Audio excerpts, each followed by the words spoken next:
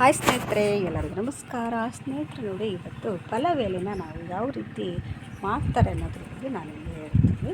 ಈಗ ನೋಡಿ, ಈ ಪಲಾವ್ ಎಲೆ ಗಿಡ ಇದು ಒಂದು ಗಿಡ ಇದೆ. ಈ ಗಿಡನ ಅದು ಎಳೆಯದಾಗಿರುತ್ತೆ ಎಲೆ.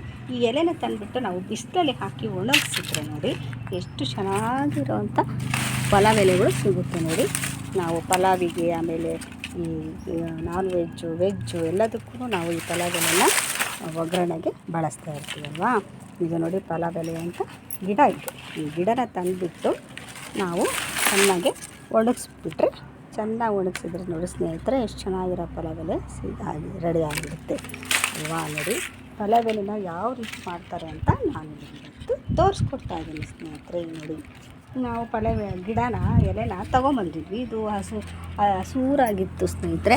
ಇದನ್ನು ನಮ್ಮ ಟೆರೆಸ್ ಮೇಲ್ಗಡೆ ನಾನು ಒಣ ಹಾಕೋಕ್ಕೆ ಬಿಟ್ಟಿದ್ದೆ. ನೋಡಿ, ಈ ಥರ ತುಂಬ ಚೆನ್ನಾಗಿ ಒಣಗಿದೆ. ಇನ್ನೊಂದು 2-3 ವರ್ಷ ಚೆನ್ನಾಗಿ ಒಣಗಿದ್ರೆ ಪಲಾವ್ ಎಲೆ ರೆಡಿ ಆಗುತ್ತೆ ಸ್ನೇಹಿತರೆ. ಈ ರೀತಿ ಮಾಡೋದ್ರಿಂದ ಪಲಾವ್ ಎಲೆಗಳು ರೆಡಿ ಆಗ್ತವೆ.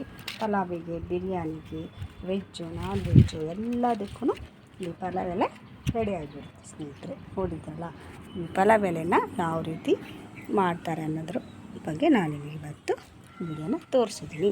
ನಮ್ಮ ಮನೆಯಲ್ಲೂ ಈ ಥರ ಪಲಾವ್ ಎಲೆನ ತೊಗೊಬಂದಿದ್ರು. ಅದು ತುಂಬ ಹಸೂರಾಗಿತ್ತು ಸ್ನೇಹಿತರೆ. ಫುಲ್ಲು ಎಳೆದು ಹಸೂರಾಗಿಬಿಟ್ಟಿತ್ತು.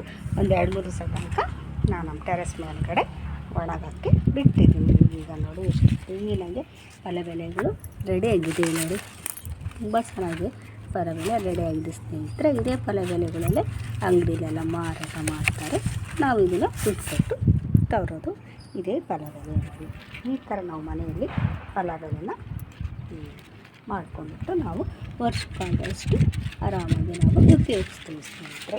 ನೋಡಿದ್ರಲ್ಲ, ಈ ವಿಡಿಯೋ ನಿಮಗೆ ತುಂಬ ಇಷ್ಟ ಆದಲ್ಲಿ ದಯವಿಟ್ಟು ಲೈಕ್ ಮಾಡಿ, ಸಪೋರ್ಟ್ ಮಾಡಿ, ಸಬ್ಸ್ಕ್ರೈಬ್ ಆಗೋದಂತೂ ಮರಿಬೇಡಿ ಸ್ನೇಹಿತರೆ. ಎಲ್ಲರಿಗೂ ಬಾಯ್, ನಮಸ್ಕಾರ.